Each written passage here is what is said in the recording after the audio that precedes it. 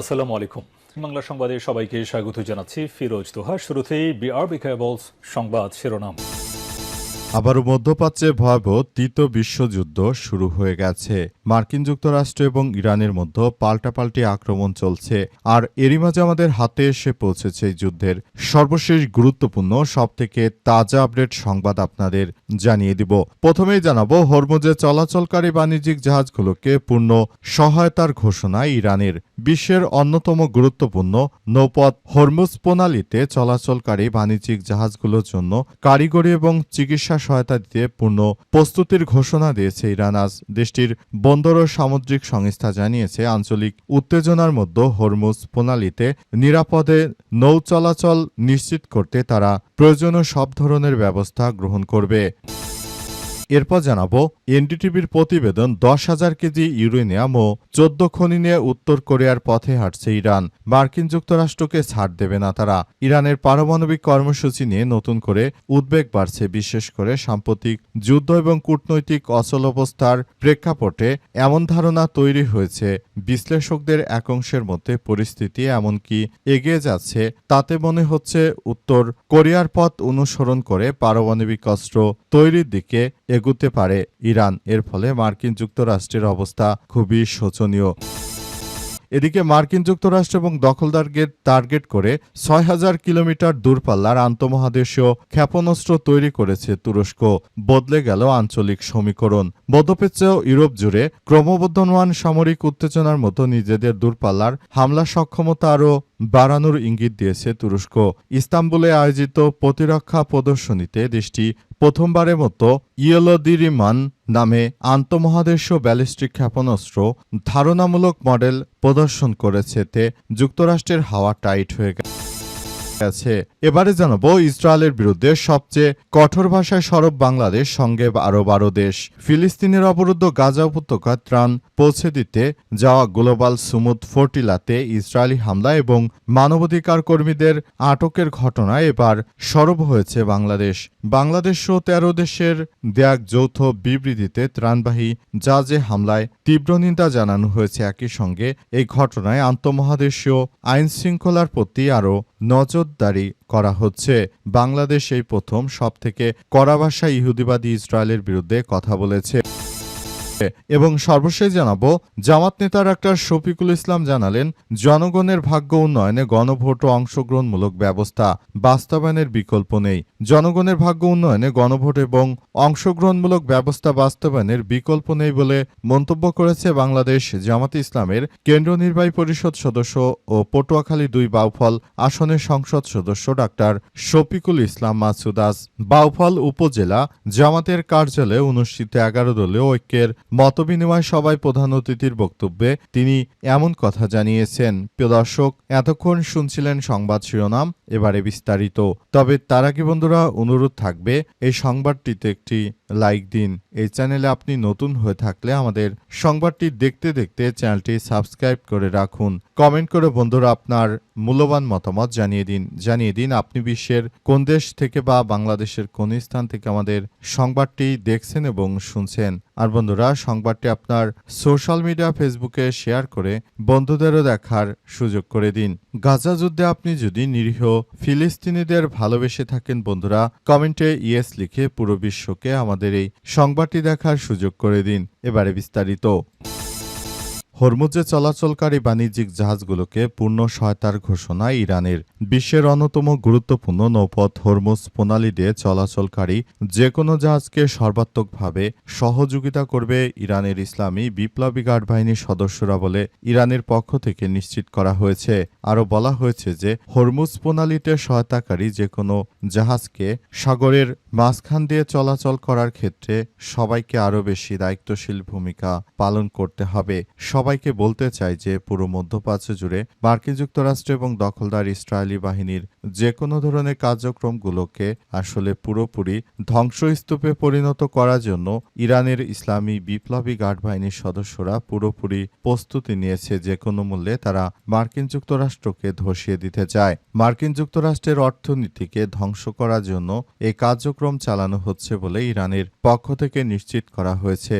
আরও জানানো হয়েছে যে কোনো মূল্যে দখলদারদের বিরুদ্ধে ইতিহাসে সবথেকে বড় আক্রমণ চালানো হবে। ইতিমধ্যে মার্কিন যুক্তরাষ্ট্র দখলদারদের বিরুদ্ধে ইতিহাসের সবথেকে ভয়াবহ আক্রমণ চালিয়ে দেখিয়ে দিয়েছে যে ইরান কি পারে। এরপরই মার্কিন যুক্তরাষ্ট্র ভয়ে এখন আর ইরানের বিরুদ্ধে কোনো যুদ্ধ করতে চাইছে না, তাই তারা প্রতিনিয়ত যুদ্ধবিরতি করার জন্য ইরানের উপর নানাভাবে ষড়যন্ত্রমূলক কার্যক্রম চালিয়ে পরিস্থিতি একদম ঘোলাটে আকার ধারণ করার মধ্য দিয়ে এগিয়ে যাচ্ছে। 10,000 কেজি ইউরেনিয়াম ও 14 খনি নিয়ে উত্তর কোরিয়ার পথে হাঁটছে ইরান। এনডিটিভির প্রতিবেদন। ইরানের পারমাণবিক কর্মসূচি নিয়ে মার্কিন যুক্তরাষ্ট্রের মাথা ব্যথা শুরু হয়ে গেছে, কারণ মার্কিন যুক্তরাষ্ট্রকে বৃদ্ধাঙ্গুলি দেখে ইরান ইতিহাসের সবথেকে কার্যক্রমভাবে তারা পরিস্থিতি নিয়ন্ত্রণ করছে। মার্কিন যুক্তরাষ্ট্র এবং দখলদার ইসরায়েলি বাহিনী যে কোনো মূল্যে তাদেরকে ধসিয়ে দেওয়ার জন্য ইরানের ইসলামী বিপ্লবী গার্ড বাহিনীর সদস্যরা পুরোপুরি প্রস্তুত। যে কোনো মূল্যে মার্কিন যুক্তরাষ্ট্রকে ধ্বংসস্তূপে পরিণত করার জন্য আসলে যে কোনো মূল্যে দখলদারদের বিরুদ্ধে ইতিহাসে সবথেকে কার্যকর ভূমিকা পালন করার চেষ্টা করা হচ্ছে বলে ইতিমধ্যেই মার্কিন যুক্তরাষ্ট্রের পক্ষ থেকে নিশ্চিত করা হয়েছে এবং বলা হয়েছে যে মার্কিন যুক্তরাষ্ট্রকে ধ্বংসস্তূপে পরিণত করার জন্য তারা পুরোদমে কার্যক্রম চালিয়ে যাচ্ছে। দখলদারদের বিরুদ্ধে ইতিহাসের সবথেকে ভয়াবহ আক্রমণ চালিয়ে পরিস্থিতি আরও ভয়াবহ আকার ধারণ করার মধ্য দিয়ে এগিয়ে যাচ্ছে। যে কোনো মূল্যে মার্কিন যুক্তরাষ্ট্রকে ধ্বংসস্তূপে পরিণত করার মধ্য দিয়ে এগিয়ে যাচ্ছে ইরানের ইসলামী বিপ্লবী গার্ড বাহিনীর সদস্যরা। তাই দখলদারদের একদম শেষ করে দেওয়ার জন্য ইতিহাসের সবথেকে ভয়াবহ এই আক্রমণ চালাচ্ছে ইরানের ইসলামী বিপ্লবী গার্ড বাহিনীর সদস্যরা। পরিস্থিতি যতই জটিল আকার ধারণ করুক না কেন, দখলদারদের কোনোভাবেই ছাড় দেবে না ইরানের ইসলামী বিপ্লবী গার্ড বাহিনীর সদস্যরা। ইতিমধ্যেই দখলদারদের বিরুদ্ধে সবথেকে বড় আক্রমণ চালাচ্ছে ইরান। তুরস্কের হাতে 6,000 কিলোমিটার পাল্লার আন্তঃমহাদেশীয় ক্ষেপণাস্ত্র বদলে যাবে আঞ্চলিক সমীকরণ। মধ্যপ্রাচ্য ও ইউরোপ জুড়ে ক্রমবর্ধমান সামরিক উত্তেজনার মধ্যে নিজেদের দূরপাল্লার হামলা সক্ষমতা আরও বাড়ানোর ইঙ্গিত দেওয়া হয়েছে এবং বলা হয়েছে যে কোনো মূল্যে আসলে পুরো পরিস্থিতি থমথমে অবস্থা বিরাজ করছে। মার্কিন যুক্তরাষ্ট্র এবং দখলদারেরা ইতিহাসের সবথেকে ভয়াবহ কার্যক্রম চালিয়ে যাচ্ছে। যে কোনো মূল্যে দখলদারদের ধ্বংসস্তূপে পরিণত করছে এবং যে কোনো মূল্যে মার্কিন যুক্তরাষ্ট্র এবং ইহুদিবাদীদেরকে টার্গেট করবে মুসলিমদের সবথেকে শক্তিশালী রাষ্ট্র তুরস্ক। তুরস্কের বর্তমান যিনি প্রেসিডেন্ট রয়েছেন রিসেপ তাইয়েপ এরদোয়ান, তার নেতৃত্বে পৃথিবীর ইতিহাসে সবথেকে শক্তিশালী আন্তঃমহাদেশীয় ক্ষেপণাস্ত্র তারা তৈরি করেছে। এটি দিয়ে মার্কিন যুক্তরাষ্ট্রকে তারা টার্গেট করবে, কারণ মার্কিন যুক্তরাষ্ট্র ইহুদিবাদী ইসরায়েলিদেরকে সর্বাত্মকভাবে সহযোগিতা করছে। এটা অত্যন্ত দুঃখজনক একটি ব্যাপার ইসরায়েলের জন্য, কিন্তু মুসলিম হিসেবে আমাদের জন্য অনেক গর্বের বিষয়, কারণ আমাদের শক্তিশালী রাষ্ট্র তুরস্ক তারা যে অস্ত্র তৈরি করেছে এটা দেখে ইহুদিবাদীদের থরে কম্পন শুরু হয়ে যাচ্ছে। তাই ইহুদিবাদীরা তুরস্ককে এবার জমের মতো ভয় পাবে। তারা তুরস্কের উপর আক্রমণ করবে এমন একটি কথা শোনা যাচ্ছিল যে ইরান যুদ্ধ শেষ করার পরই ইহুদিবাদীরা তুরস্কের উপর আক্রমণ করবে, কিন্তু পরিস্থিতি এখন দেখা যাচ্ছে যে পুরোপুরি ভিন্ন। বরং তুরস্ক দখলদারদের যে কোনো মুহূর্তে গুড়িয়ে দিতে সক্ষমতা রাখে। তাই তুরস্ক তার সামরিক অস্ত্রভাণ্ডার তৈরিতে অনেক অংশে তারা অগ্রিমভাবে কাজ করছে। ইসরায়েলের বিরুদ্ধে সবচেয়ে কঠোর ভাষায় সরব বাংলাদেশ, সঙ্গে 12 দেশ। ফিলিস্তিনের অবরুদ্ধ গাজা উপত্যকায় ত্রাণ পৌঁছে দিতে যা গ্লোবাল সুমুদ ফটিলাতে ইসরায়েলি হামলা এবং মানবাধিকার কর্মীদের আটকে রাখার ঘটনায় এবার সরব হয়েছে বাংলাদেশ। 13 দেশের দেয়া এক যৌথ বিবৃতিতে ত্রাণবাহী জাহাজে হামলার নিন্দা জানানো হয়েছে বাংলাদেশের পক্ষ থেকে। একই সঙ্গে এই ঘটনাকে আন্তর্জাতিক আইন ও সামুদ্রিক কনভেনশনের স্পষ্ট লঙ্ঘন বলে বলা হয়েছে। আটককৃত কর্মীদের অবিলম্বে নিঃশর্ত মুক্তির দাবি জানানো হয়েছে।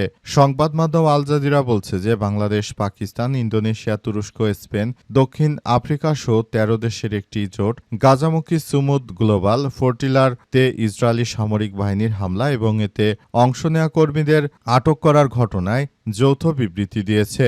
১৩ দেশের পররাষ্ট্রমন্ত্রীরা এক যৌথ বিবৃতিতে বলেছেন তারা সবচেয়ে কঠোর ভাষায় ইসরায়েলের এই হামলার নিন্দা জানিয়েছে এবং তারা এও জানিয়েছে যে মার্কিন যুক্তরাষ্ট্র এবং দখলদার ইসরায়েলি বাহিনী তারা মূলত মিলে মুসলিমদেরকে কতল করার নানা ষড়যন্ত্র করছে। তাদের এই ষড়যন্ত্র প্রতিহত করার মধ্য দিয়ে সবাইকে এগিয়ে যেতে হবে বলে মনে করে বাংলাদেশ, সেজন্য বাংলাদেশও এই বিবৃতিতে অংশগ্রহণ করেছে বলে এমন তথ্য জানিয়েছে। মার্কিন যুক্তরাষ্ট্র এবং দখলদারদের বিরুদ্ধে ইতিহাসের সবথেকে বড় আক্রমণ চালিয়ে যাচ্ছে ইরানের ইসলামী বিপ্লবী গার্ড বাহিনীর সদস্যরা। তাই যে কোনো মূল্যে যে কোনো ধরনের পরিস্থিতি আসলে মোকাবেলা করার জন্য পুরোপুরি বাংলাদেশটা এখন ইহুদিবাদীদের বিরুদ্ধে কথা বলছে। এটা আমাদের কাছে অনেক বড় পাওয়া, কারণ বাংলাদেশ এর আগে কখনো কথা বলেনি। এবারই দেখা গেল বাংলাদেশ কথা বলল।